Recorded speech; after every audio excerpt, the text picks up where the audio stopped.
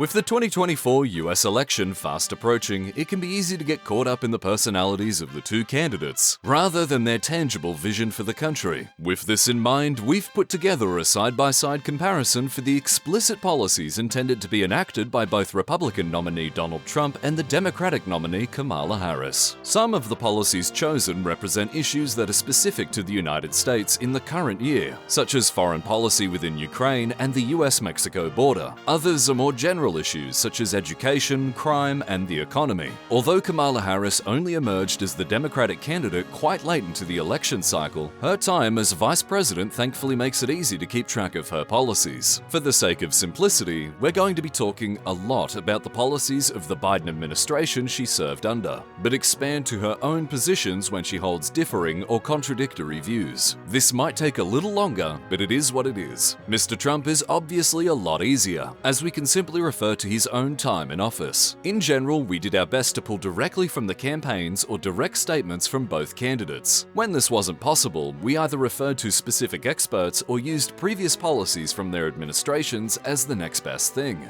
Viewers should also keep in mind that the head writer of this project is Australian, which is designed to maintain another layer of impartiality. With all of that out of the way, let's get started. Our first and by far biggest topic is on the economy, and after about 5 minutes of research, we quickly realized that we were woefully out of our depth. This is why we enlisted the help of Jasper Ahmad, a macroeconomics analyst working for the Australian Treasury. Their work was then checked by another analyst within the Treasury, who had previously specialized in specifically monitoring the United States economy. In general, Democratic administrations favor growing the economy through expanded family-based social welfare policy to grow the working population. They also like to provide industrial subsidies for key industries such as semiconductors, electric vehicles, and steel. On the other hand, Republican administrators aim to grow the economy by imposing import tariffs to incentivize domestic production, reducing taxes on businesses and individuals, and cutting back on social welfare spending. Focusing on family-centered welfare, the Harris administration will continue the Biden legacy of expanding the child tax credit and other paid and family medical leave initiatives to get more working adults into the economy. The thinking is that as many as 5 million adults are not working due to childcare constraints, and by paying for these initiatives, the government can incentivize these people to get back into the workforce without having to worry about childcare. Harris has also promised to build 3 million new homes for middle-class households, push for a federal ban on price gouging for food items, and has proposed a $25,000 grant for first-time buyers. These will be funded by a larger corporate tax and a higher tax on high-income earners, which will offset these gains to GDP slightly.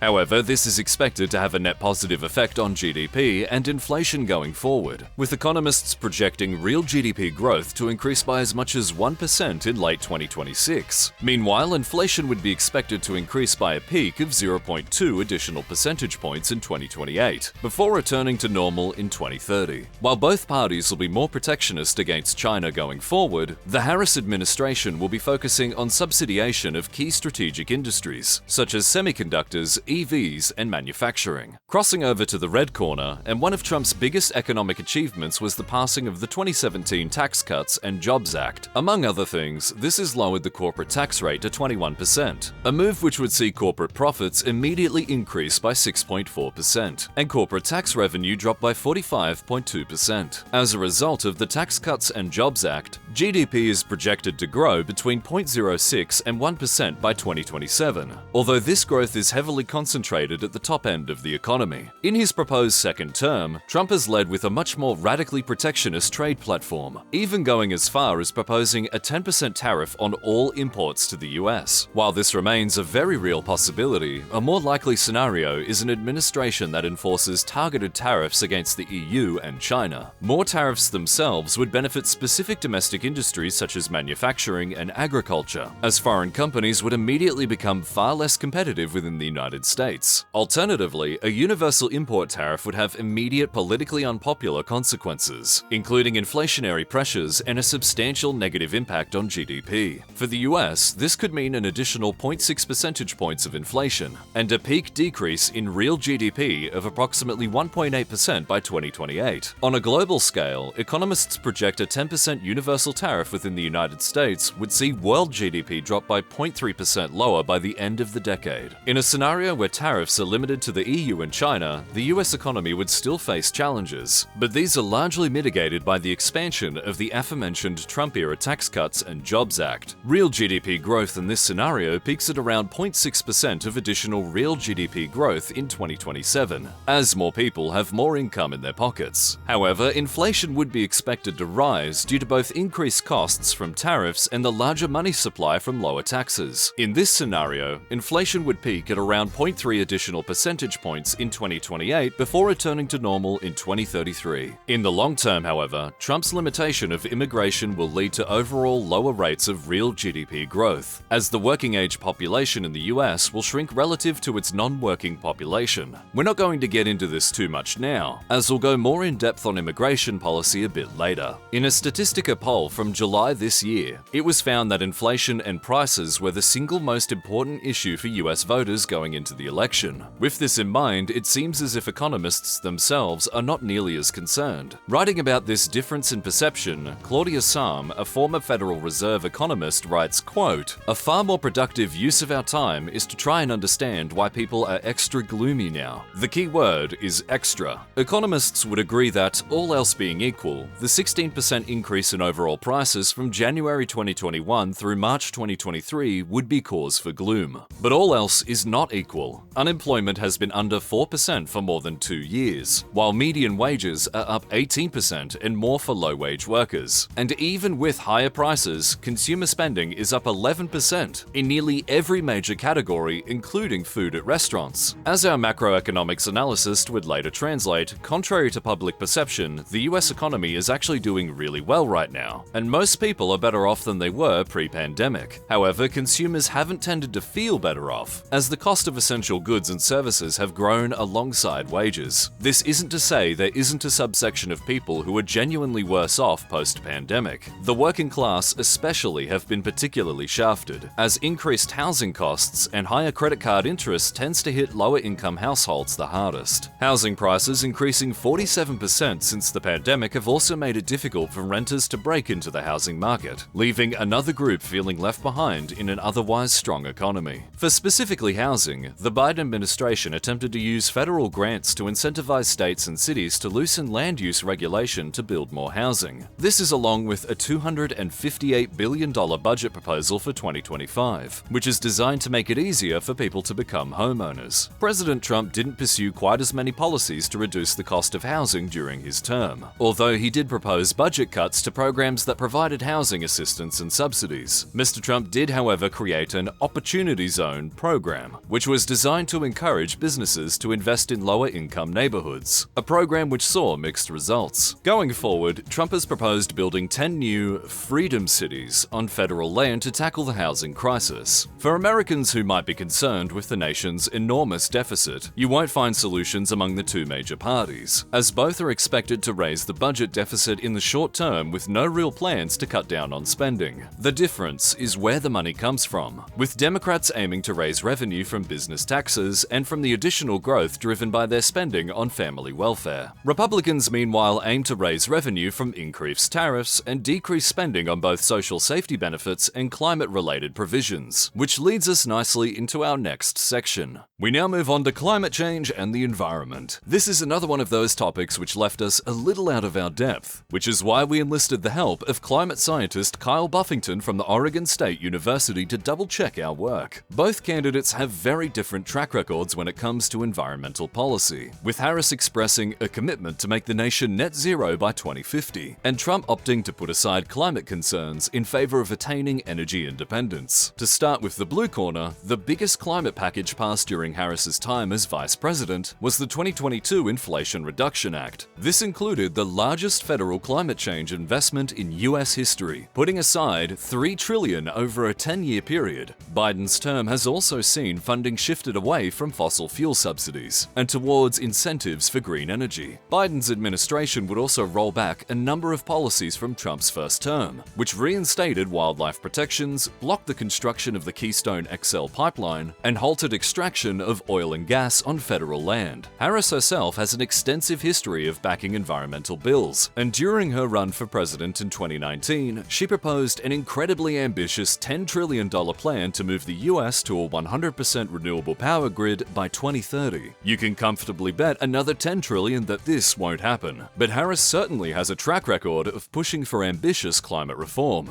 In the red corner, President Trump's policies are much more economic in nature, and climate scientists have generally considered him to be dismissive of the man-made impact on the environment. Soon after the beginning of his first term, Trump implemented his America First energy plan. This plan would allow drilling in nearly all US waters, pulled the US out of the Paris Climate Accord, and relaxed emission standards on new vehicles. Over his first term, Trump rolled back over 100 environmental regulations and has promised to roll back many more in his proposed second term. According to an analysis by Carbon Brief, the previous policies of neither Trump nor Biden would put the US on track to become net zero by 2050. With this in mind, according to the US government's own calculation of the social cost of carbon, the expenses related to enacting climate policies could still be much lower than the cost of climate inaction. The social cost of carbon is an EPA metric, which is simply the expected societal cost through things like crop shortages, extreme weather events, and human health problems as a result of man-made climate change. Using these estimates, if Trump decided to roll back Biden's environmental policies, the added social cost would be as much as $900 billion by the end of this decade. Speaking to the policies of both the previous Trump and Biden administrations, our aforementioned climate scientist would state, quote, "Neither Trump nor Biden's policies would get the country to net zero emissions by 2050. The reason for this is that the degree of policy change would be far too great to achieve in such a short time, especially for the US. When you consider factors like energy, agriculture, and transportation, the problem of carbon emissions becomes so multifaceted that you can't just fix the country overnight. The Biden administration would certainly help to mitigate some of the runaway emissions we've experienced over the past few decades, but in all likelihood, the US would continue to struggle to make a full green transition. On the other hand, a Trump administration could mean the development of policies and deals that have irrevocable consequences on the nation's carbon footprint. None of this bodes well for the future of the planet's climate. In terms of firearms policy, Harris has long taken a stance of tightening federal gun laws, while Trump has taken something of a business-as-usual approach. Starting with the Biden administration, his time in office saw the government pass the Bipartisan Safer Communities Act, a law which expanded background checks, closed a number of loopholes for purchasing firearms, and funded a number of crisis intervention programs. Although this might sound relatively unimpressive for supporters of stricter gun laws, it was actually the first federal gun control legislation enacted in 28 years. Kamala Harris herself has also voiced her support for mandatory buyback programs for assault weapons, an ill-defined term which varies wildly between jurisdictions. President Trump, as we mentioned, took a much more hands-off approach during his time in office, with the only restrictions he implemented being a ban on bump stocks following pressure after the 2017 Las Vegas shooting. That same year, the Trump administration also rolled back an Obama-era policy which would revoke the right to gun ownership if a person was receiving Social Security checks for mental illness. Although not featured on his campaign website, Trump had previously promised to roll back all gun-related restrictions imposed by the Biden administration after assuming office. We now come to education, another issue that has very much taken a backseat among both candidates. Harris especially doesn't give us much to go off, so we'll mostly be leaning on her time as Biden's VP. The Biden administration saw the Department of Education hand out nearly $122 billion to K-12 schools in an effort to catch up from sliding academic standards during the pandemic. The complications of COVID-era isolation policies led to reading and math test scores seeing a sizable drop between 2019 and 2021.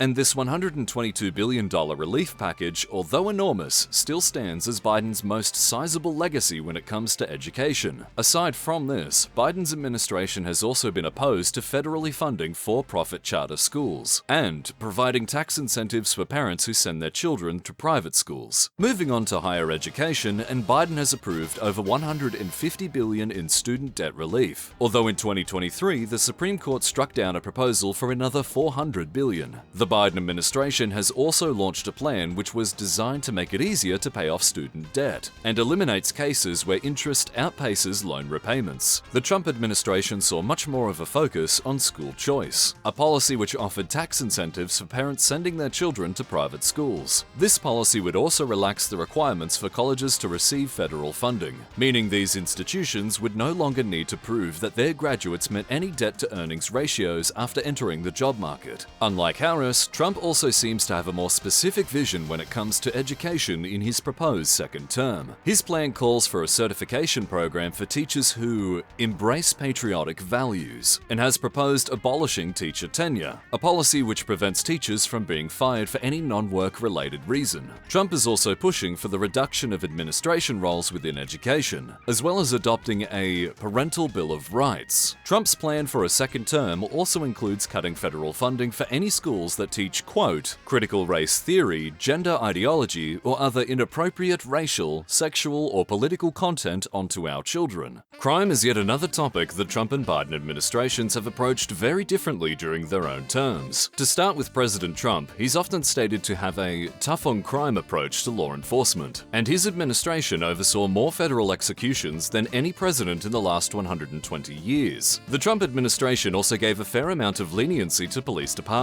and halted the Obama-era practice of investigating and issuing public reports on found shortcomings. During his presidency, Mr. Trump also signed the bipartisan First Step Act, a bill designed to expand job training and early release programs for convicted criminals. Trump's cannabis policy has been somewhat inconsistent, as although he voiced support for allowing states to legalize the drug, his administration's hardline stance on drugs has often seen cannabis caught in the crossfire. Moving back into the blue corner, and a big focus of the Biden administration's crime agenda has been the subject of police reform. Biden has directed federal law enforcement agencies to restrict the use of no-knock warrants and chokeholds, and signed an executive order to set up a national database of police officers who have consistently committed misconduct. In his 2022 budget, Biden also proposed to double the funding for the DOJ COPS program in an effort to expand the size of many police departments. The Biden administration has also overseen the lowest rate of violent crime in nearly 50 years. However, we're not qualified to say why this is the case or if Biden's policies had anything to do with it. In October 2022, Biden pardoned all federal marijuana possession charges and launched an inquiry as to whether it should be reclassified under US law. As for Kamala Harris, viewers will likely know that she previously served as the district attorney of San Francisco from 2004 to 2011. Harris herself is a self-described progressive prosecutor, although detractors have criticized her tough-on-crime track record. In recent years, Harris has changed her position on cannabis legalization and has pushed for the drug to be legalized on a federal level. Immigration is perhaps one of the hardest topics to cover, as the policies of both of our candidates aren't as straightforward as many would believe. To start in the red corner, the presidency of Donald Trump saw a substantial drop in the rate of illegal immigration into the United States. With this in mind, the population of illegal immigrants within the country remained about the same. The Trump administration would also propose a bill that would have halved the number of green cards issued per year. However, the bill never made it past the Senate. Fast forward to March 2020, near the start of the COVID pandemic, and the Trump administration would invoke Title 42. Although a statute designed as a public health measure, Title 42 allowed US authorities to streamline the expulsion of migrants at the US border. Nearly 400,000 migrants were detained and expelled between its introduction and when Trump left the White House. The Trump administration's immigration policies have often received criticism from human rights groups for the treatment of migrants at the border. Previously, a 2019 law would force asylum seekers to wait in Mexico while awaiting their US immigration hearings, a policy which was estimated by one charity organization to have led to 1,500 migrants being mistreated, kidnapped, or sexually abused. Another zero-tolerance policy of illegal border crossings would also lead to 3,900 children being separated from their parents between 2017 and 2021. Although horrifying to Trump's detractors, supporters of these policies have pointed to the Trump administration's very low rate of illegal immigration during his term, a figure which contrasts very sharply to Joe Biden's time in office. The start of Joe Biden's term saw the reversal of many Trump-era immigration policies. Trump's declared national emergency on the southern border was ended, and the ban on travel from a number of Muslim countries would also be lifted. Shortly after taking office, Biden would pledge $4 billion in aid to a number of developing South American nations in an attempt to address the root causes of illegal immigration. Although ending the Trump administration's Remain in Mexico policy, Biden would opt to keep the COVID-era Title 42 statute, a decision which would expel over 2 million people until its expiration in May 2023. Critics of this decision argued that the policy allowed the United States to expel asylum seekers without any legal process. Despite this, Biden's time in office has seen much higher levels of border activity than during his predecessor's term. This reached a peak in December 2023, when border crossings from Mexico reached reached an all-time high for the country, topping at nearly 250,000 arrests in that month alone. Around a month after this high watermark, a bipartisan group of senators proposed a border bill which was designed to sharply decrease the number of border crossings. The bill even proposed that the border would be immediately closed if authorities experienced more than 5,000 encounters a day over several days. Although endorsed by the National Border Patrol Council, a large border patrol union, the bill was ultimately blocked by the Republican members in the Senate. Exactly why is a matter of debate, with some claiming that the bill did not go far enough in addressing illegal immigration,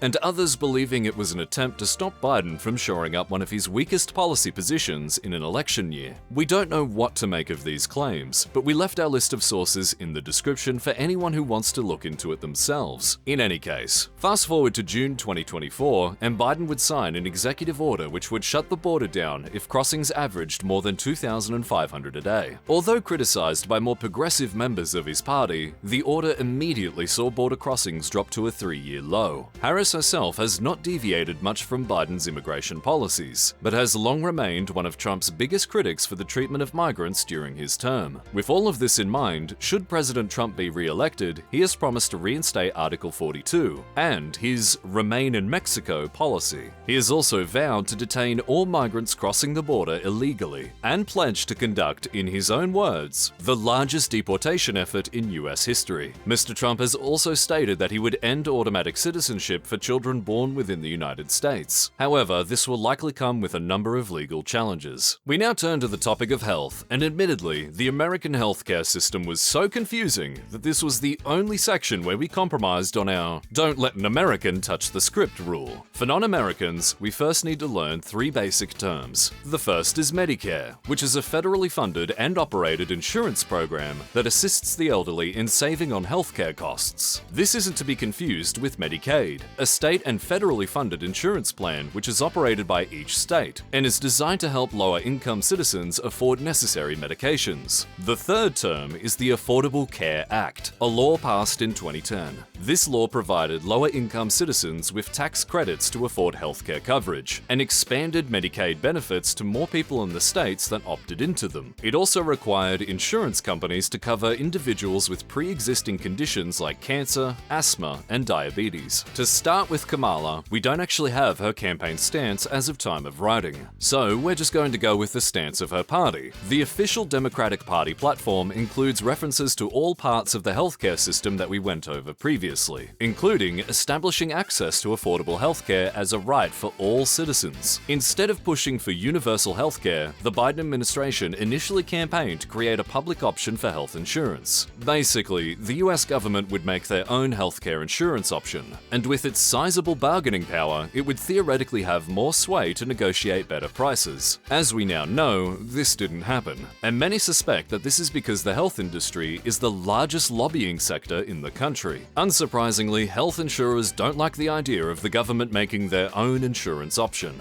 while having no obligation to turn a profit. While the Biden administration wasn't able to complete its goal, it was able to pass the Inflation Reduction Act, which included a lot of healthcare reform. Some of the bigger achievements of this bill included allowing Medicare to negotiate the price of popular drugs for the first time, and capping out-of-pocket spending on drugs at $2,000 a year. It should be noted that the spending cap won't actually come into effect until 2025. Kamala Harris herself has previously been supportive of a single-payer healthcare system. This pretty much just takes the already existing Medicare system and makes it available to everyone, not just citizens over the age of 65. Supporters of such a system state that it would greatly increase the government's bargaining power to deliver cheaper healthcare, would save tens of thousands of lives per year, and would reduce the collective cost of healthcare within the country by a significant margin. Opponents of such a system argue that increased medical coverage will likely lead to longer wait times for patients, and a lot more money spent on preventative healthcare. If it's anything like nations with similar schemes like Spain or Australia, a universal healthcare system would be mandatory, while citizens who want shorter wait times and fluffier pillows can get private insurance anyway. However, with Biden's failure to push through this much less ambitious healthcare plan, adopting a single-payer healthcare system seems even less likely. Meanwhile, Trump's official platform doesn't get too much into detail on healthcare, but it's enough to sink our teeth into.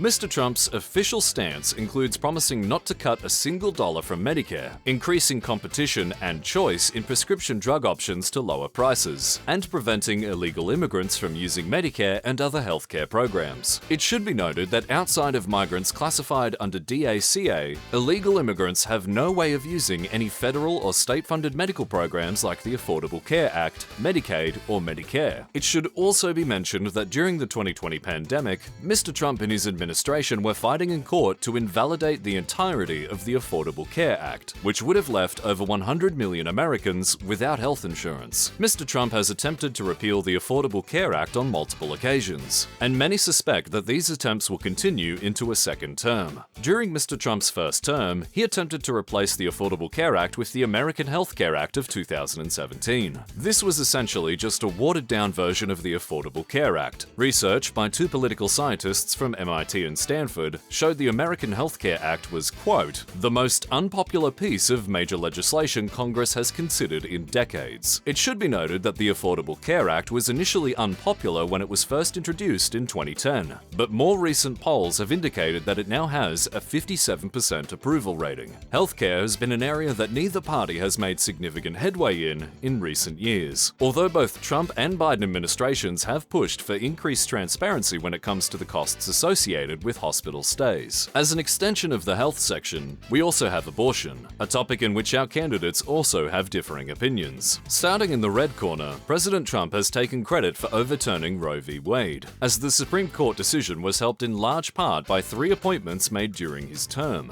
This led to individual states being able to adopt their own policies on abortion. During his time in office, the Trump administration also restricted taxpayer dollars for facilities which provided abortions, offered abortion referrals, or shared space with abortion providers. In 2018, his government would also shift grant money away from Obama-era sexual health programs and towards abstinence education. The Biden administration's stance toward abortion is on the other end of the spectrum and has pushed for a complete restoration of Roe v. Wade. In 2021, the Biden administration ended a long-standing restriction on the sale of abortion drugs through mail. Although this didn't apply to every state, Kamala Harris herself has been a vocal supporter of expanded abortion rights and has maintained a 100% approval rating by the Planned Parenthood Action Fund, a pro-abortion advocacy group. An interesting bit of history within the United States is the Mexico City policy, a Reagan-era law that blocks U.S. federal funding for all NGOs that provide abortion counseling or advocate to decriminalize abortion. The funniest part of this law is that ever since it was introduced in 1985, it's been thrown out under every Democratic president and reinstated under every Republican president. Both presidents, Trump and Biden, continued this tradition under their own administrations. Foreign policy is such a monumental topic which could very easily make up its own video, so we'll try to focus on some of the most relevant points leading up to this election. To start chronologically,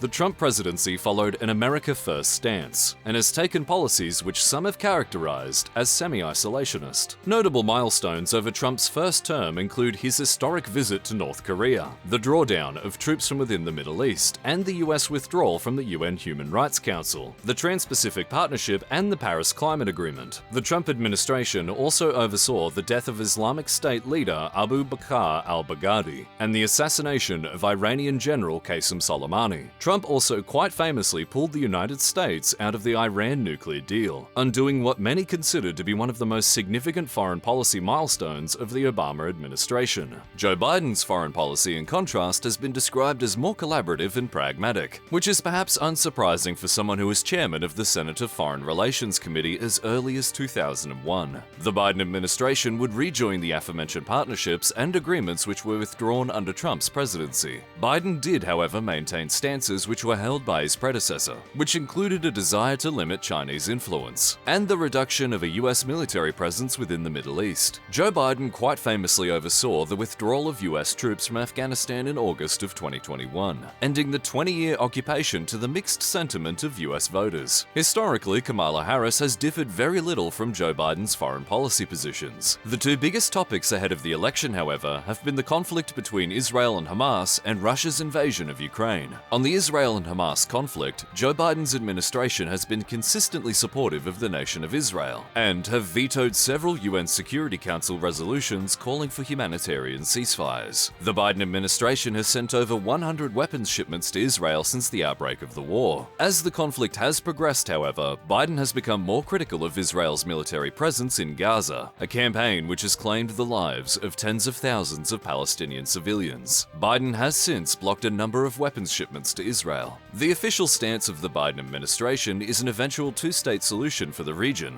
Once again, Harris's position is more or less an extension of Joe Biden's, promising a full commitment to the sovereignty of Israel, while expressing concern for the conditions within Gaza. Trump's stance is also very much pro-Israel, and has been since the start of his time in office. The Trump administration officially recognized Jerusalem as the capital of Israel in 2017, and said he could live with either a one-state or two-state solution. Speaking to the most recent conflict in June of this year, President Trump would say that the United States should, quote, let them go and finish the job. Let them, Israel, go and let them finish the job. President Trump would also state that Hamas would not have attacked Israel in the first place if he was in power. Moving on to the Russian invasion of Ukraine, and the Biden administration has been extremely supportive of Ukrainian sovereignty, sending around $175 billion in military aid as of time of writing. Talking about his stance on Ukraine in March of this year, Biden would state, quote, Putin of Russia is on the march, invading Ukraine and sowing chaos throughout Europe and beyond. If anybody in this room thinks Putin will stop at Ukraine, I assure you he will not. But Ukraine can stop Putin if we stand with Ukraine and provide the weapons it needs to defend itself. That is all Ukraine is asking.